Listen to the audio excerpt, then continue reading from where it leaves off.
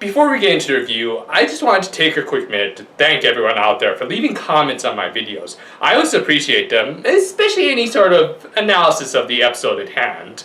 Often, you guys pick up stuff that I didn't, that make me see the episode in a different light, especially last week's outing. I'll bring up some of those ideas when appropriate, but again, thank you guys so much for leaving comments. Exchanging ideas like this is all part of the critical analysis. Anyway, with that out of the way, let's take a look at this week's episode featuring Harry and his little stalker.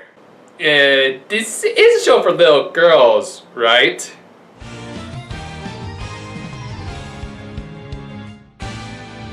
We open up with the former Higurashi employees in their old work clothes. I mean, yeah, we saw Charlie in those clothes in an earlier episode, but how did Daigon get those burn marks out? Well, anyway, they were unable to convince Ruru and Emiru to join their agency after the last episode, and were now extending a more formal offer.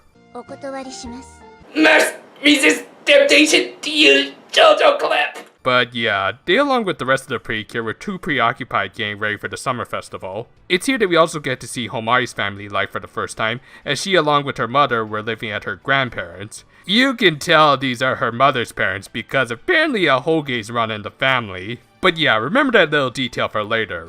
Where they're living, not the Hoge thing. Anyway, they all meet near the festival grounds and I am not a fan of Harry's jinbei. That color just does not look good.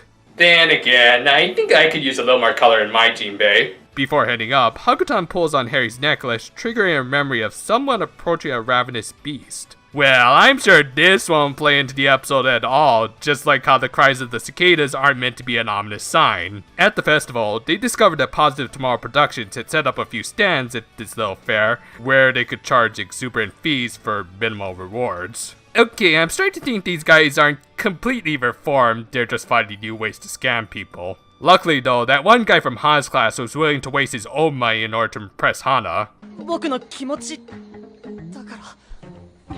By the way, who the hell are you again? Seriously, where's this crush on Hana coming from? I just remember him as the music kid. The Precure continued to enjoy the festivities, seeing more familiar faces along the way, including Masato and Anri together. Okay, at this point, the show is just daring the Fujoshi to draw dojishi of these two. Not that there's anything wrong with that. No, of course not. That look in Masato's eyes says it all. And speaking of ships, it seems like everyone's in favor of Homari/Harry, with them purposely leaving the two alone to find a spot to watch the fireworks. Along the way, the two share a really nice moment where they tell each other's backstories. As it turns out, Harry never knew his parents and was abandoned on the streets.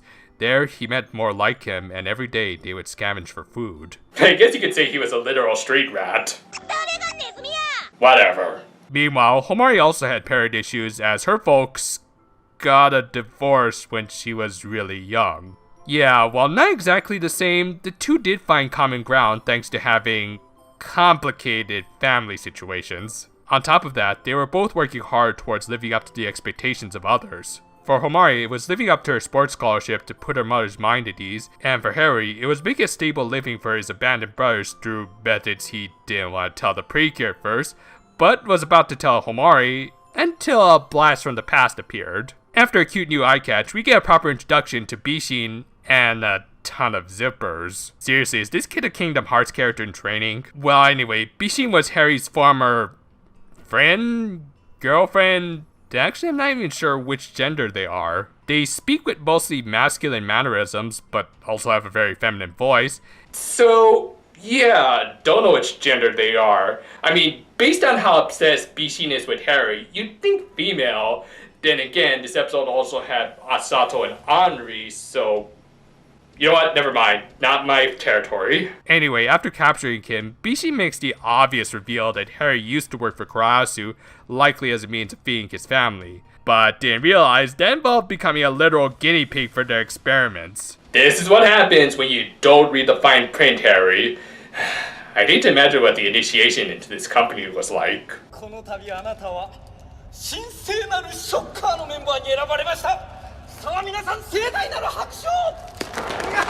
Sure enough, after removing his necklace, Harry reverted back into Kurasu's personal kaijin. The Precure were forced to fight their friend, and as a result were unable to give it their all, except for Homari, who through her time with him was able to understand what he was going through the most and how to tame the wild beasts like someone else did during his final days with the company.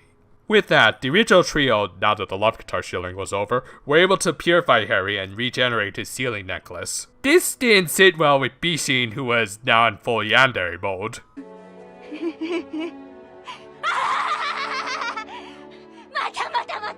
I've always wondered what a yaoi version of Kuroko might sound like. Thus, the episode ends with Bishin retreating and everyone finally being able to just enjoy the fireworks. While most of us probably saw the Harry being an ex-Higurashi twist coming a mile away, I still think this episode added in some interesting new twists and a great new villain. Unlike with Hana, this new backstory for Homari doesn't really feel all that intrusive or out of place, and in fact does kind of line up well with her earlier episodes. The fact that she was going to school on a sports scholarship would explain why she tried to master sports other than skating, and why her coach was so determined to get her back into the sport she was clearly the most suited for. Now granted, I don't know how sports scholarships work, so feel free to correct me in the comments as always. But yeah, I do like this little touch to Homari's character, as it does give her an admirable goal to follow. Meanwhile, the fact that Harry was a successful Kurayasu experiment adds a nice bit of tragedy to his character and kind of justifies why he couldn't talk about them much since he was in a berserker rage through most of his tenure with the company. Granted, I don't think admitting this fact would have hurt his standing with the Precure that much, but I guess there are parts of our past that we would rather keep buried.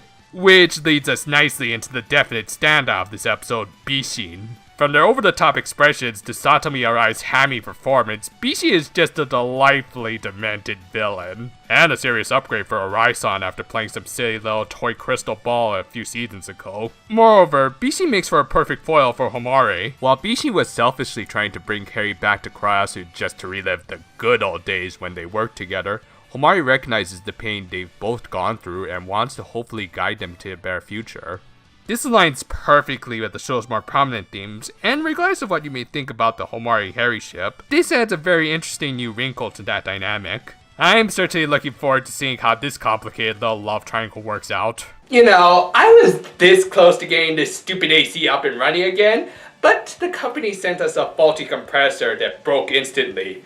The train has been slumming recently. So they're sending us another one free of charge, and hopefully because of this, I can negotiate a discount with my contractors who ordered the faulty parts in the first place. Regardless, I know you guys are getting tired of waiting on my Smile Precure reviews, so I decided to work on it a few hours every day after work before going back to my relatives to get sleep. Fortunately, I kind of work better under pressure and have actually made good progress. ETA for the first part should be early August or so look forward to it. And until then though, farewell for now my friends, and...